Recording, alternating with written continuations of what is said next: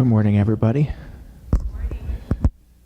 Our theme this year, you want to turn me down a little bit, Travis? There we go. I know. Our theme this year is love your neighbor. Love your neighbor as yourself. We're going to talk today about shame. Shame. Shame is defined this way: a painful feeling of humiliation or distress caused by the consciousness of wrong or foolish behavior. Now, any of us who are alive has experienced to some degree shame. There's been a time where you felt absolutely horrible about something that you've done. You knew after you did it that there would be a time of shame and grief and embarrassment and everything that goes along with doing something that you should not be doing. Shame is not a bad thing. God gives us shame. God gives us a conscience so that we know right from wrong. It should bother us. It should bother us whenever we hurt other people, whenever we do things where we sin against God and we sin against our fellow man and we do things that hurt other people. We should feel a sense of shame. Now, shame can be brought about by things that we've done, that humiliation or distress caused by wrong or foolish behavior, or shame can be placed on us by other people. There are oppressors who continually humiliate and shame people, and this kind of shame is a bad kind of shame. There are different degrees of shame. There are different kinds of shame. And there's a shame where people heap that on top of other people and they feel humiliated though they've not done anything wrong. Do you see that distinction? It is really important for us to understand that the effects of shame are all the same. Whether it's shame placed on you by somebody else, unfairly, unjustly, or whether it's shame because you've done something wrong, when shame compounds and builds and builds and builds on itself, you get to the point where you just don't care anymore. You get to a point where you carry shame as this extra baggage. You wear it as if it's clothing. And so I put this word up here, and you see the word shame, and just some of the words that are mixed in here. I'm just going to read some of them because I thought this was pretty telling. Put down, escape, downcast, beat up, bully, distract, sag, collapse, dominate, shrink, boast, hide, deflect, go numb, shut down, contract, droop, look down, belittle, condemn, lose it, withdrawal, insult, inflate, distract, go away, shrink, and hide. This is pretty descriptive of shame. Some of you understand and you know and you've seen people who carry shame. I think as Christians, we need to distinguish, we need to have discernment, and we need to understand that Jesus came not just to remove sins, but to remove and to lift shame. We talked about it a little bit last week in our class, but I just felt like, man, we really need to preach on this. Today we're going to be talking about the prodigal son. And we're going to look at his story and why it's such a powerful, powerful story that Jesus gives. But first I want to talk about some verses where Paul talks about the beauty of the cross. I know you're thinking, well, the cross is so ugly. You know, it's where Jesus hung. It's where his blood was poured out. It's where his flesh was bruised and beaten. But there's beauty in the cross, and Paul speaks to this. Paul, when he went into Corinth, he writes them his first letter, and he says, "For I resolved to know nothing while I was with you except Jesus Christ and him crucified.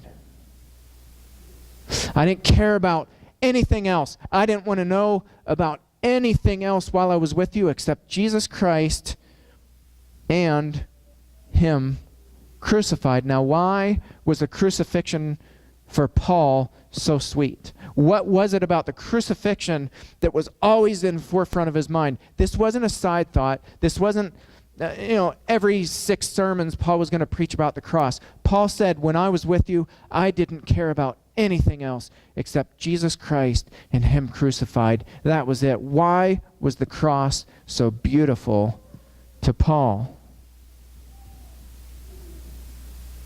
Paul quotes from Romans chapter 9, and if you know anything about Paul's history, Paul carried shame. Paul persecuted Christians. Paul, when he was Saul, prior to his conversion, he stood there and he cheered people on as they threw stones at Stephen, and Stephen drew his last breaths. Paul was arrogantly cheering people on. He was proud of it. Paul was proud that he was dragging people into prison, women and children, and breaking families apart. He didn't care. Paul boasted in that. He was proud of that. And when he became a Christian, when he was immersed into the blood of Jesus Christ, Paul realized his shame had been lifted.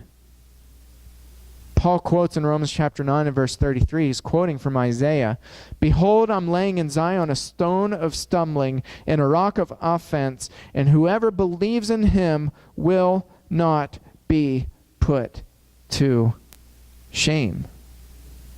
Isn't that beautiful? Isn't that beautiful? When Jesus has the woman who's crying behind him, she's a prostitute, she's lived a horrible life, she carried so much shame, and she's crying on Jesus' feet and wiping his feet with her hair and her tears, and Jesus turns and lifts her shame.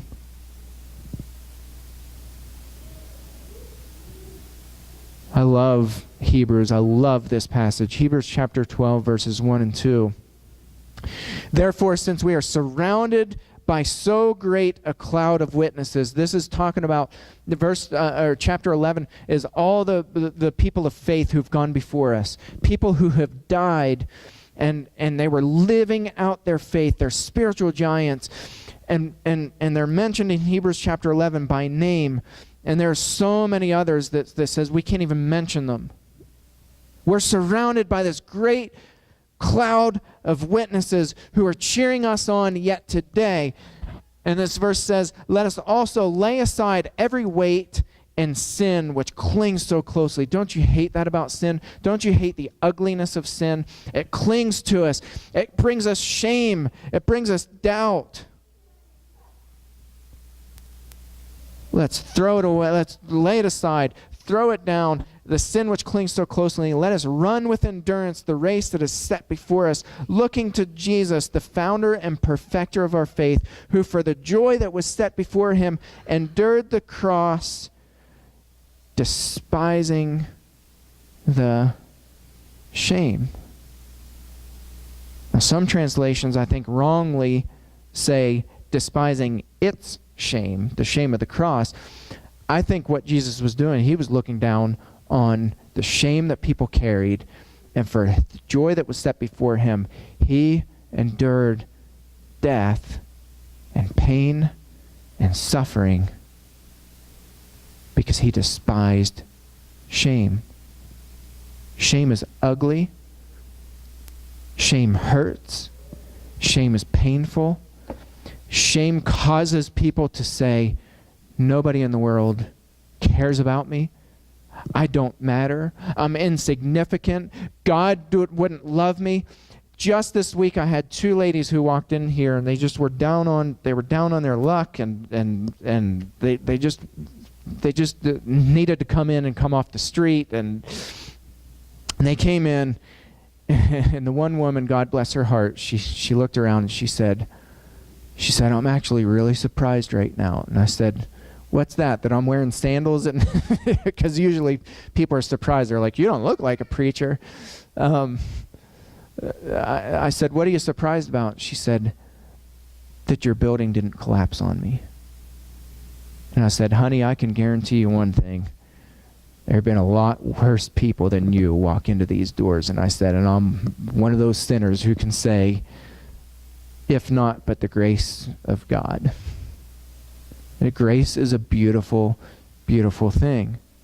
Shame weighs us down. Christ joyfully endured the cross, despising the shame. And he's seated at the right hand of the throne of God. This is why the cross is beautiful to Paul. See, when we're met with Christ at the cross in baptism, Romans chapter 6, we die to our old self. Isn't that beautiful news for people who carry shame? And we're raised up a new creation, freed from the slavery of sin. And we talk about sin a lot, but we don't talk about shame. And I think we need to realize it's not just sin that's being lifted, it's shame. It's people's shame. And this is good news.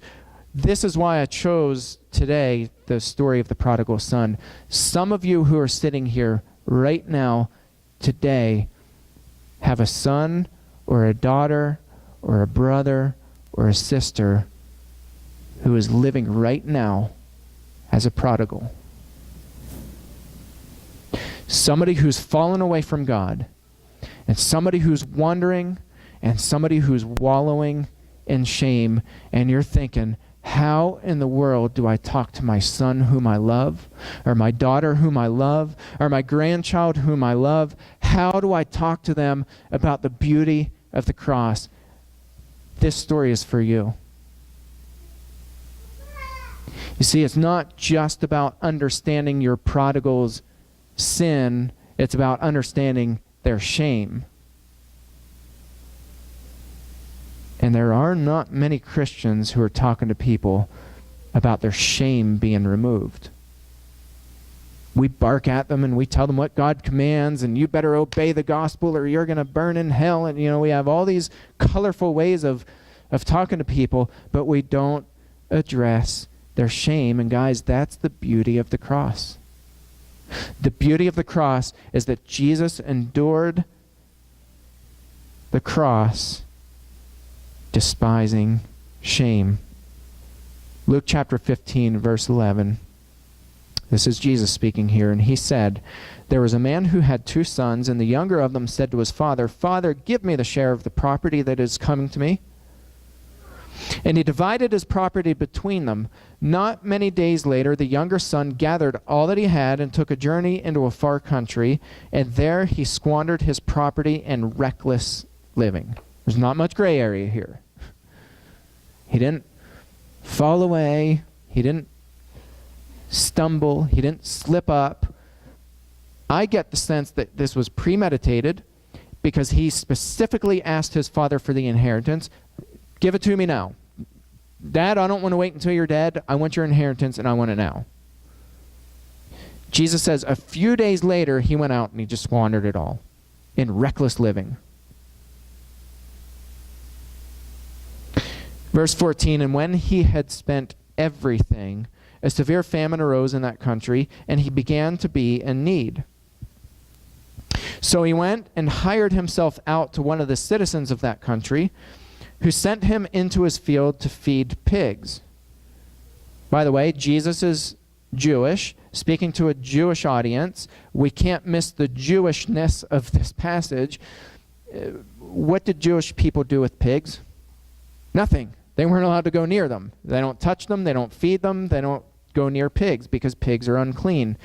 And he was longing to be fed with the pods that the pigs ate. What's this story about? It's not just about a prodigal. It's about what? It's about shame. He was so desperate that he was longing to be fed with pig slop. And I italicize this and put this in bold. And no one gave him anything. I want you to picture this. It's not just some cute little story that Jesus told and, we glossed over it and just, blow by it. Jesus is telling people a story that resonates with his audience about shame, about carrying shame, feeling shame. Jesus wants the people in the crowd to feel the prodigal's shame. He was so hungry, so desperate. He had gone out. He had trashed his father's reputation. He had wasted his father's money. He had blown everything. He was in need. He tries to hire himself out. He was unsuccessful. And then he goes and he can't even eat pig slop. Nobody's given him anything. But when he came to himself,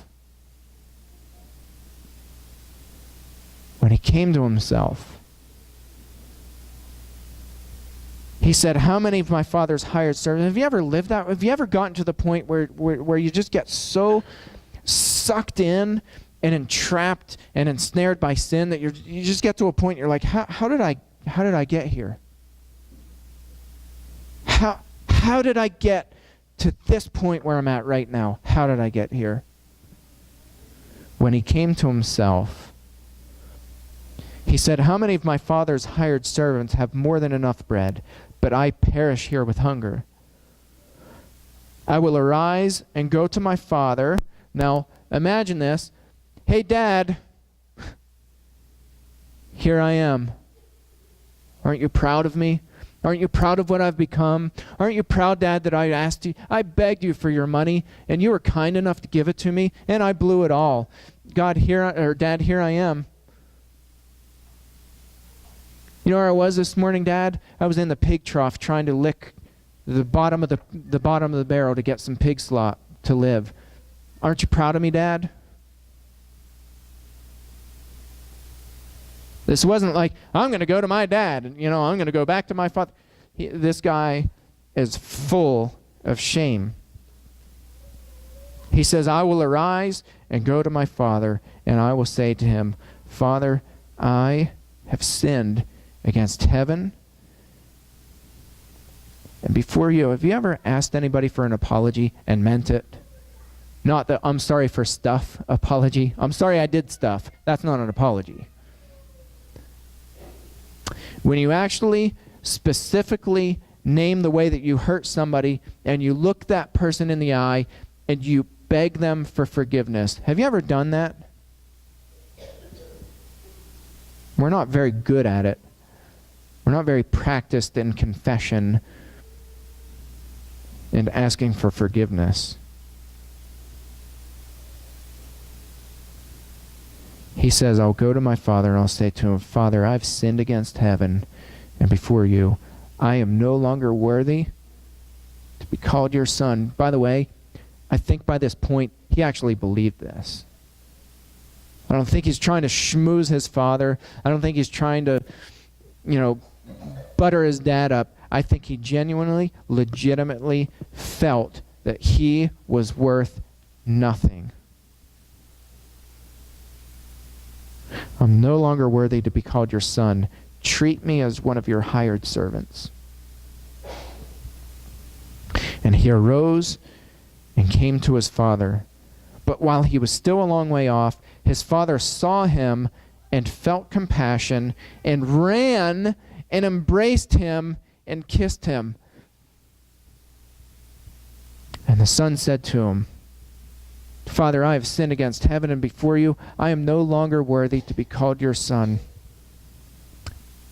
But the father said to his servants, Bring quickly the best robe and put it on him, and put a ring on his hand and shoes on his feet, and bring the fattened calf and kill it, and let us eat and celebrate. For this my son was dead and is alive again. He was lost and is found.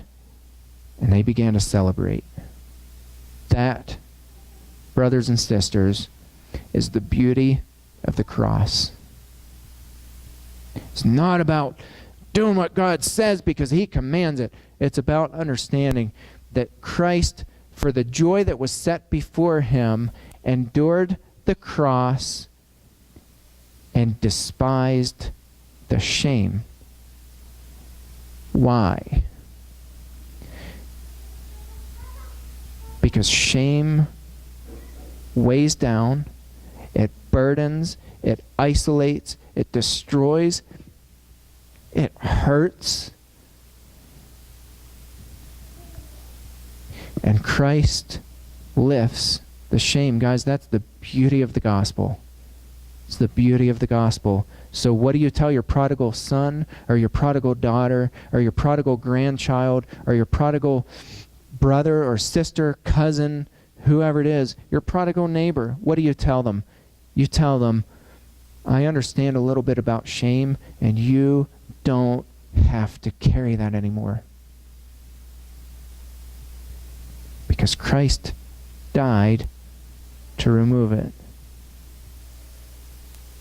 I love the words that Jesus tells women who are either caught in adultery or who were prostitutes and come and fall at his feet.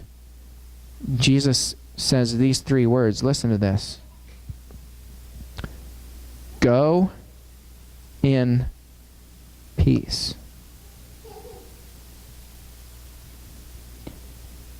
They're some of the most powerful words in the English language for somebody who's weighed down and burdened with shame. Go in peace. As I invite you, if anybody's not yet taken that step to put Christ on a baptism, this is not about going through motions. It's not about just doing what God commands. It's about understanding that Jesus Christ weeps for us. Guys, we've got to get it. He weeps for us when we're living in our shame, and he's calling us home. If you've not yet taken that step to put Christ on a baptism, I urge you, I beg you, I plead with you to do it today. If anybody else has any prayer needs and they just want us to pray over you, we invite you to do that. You can come up, or our shepherds will be in the back. You can go back and talk to them as we all stand together and sing this song.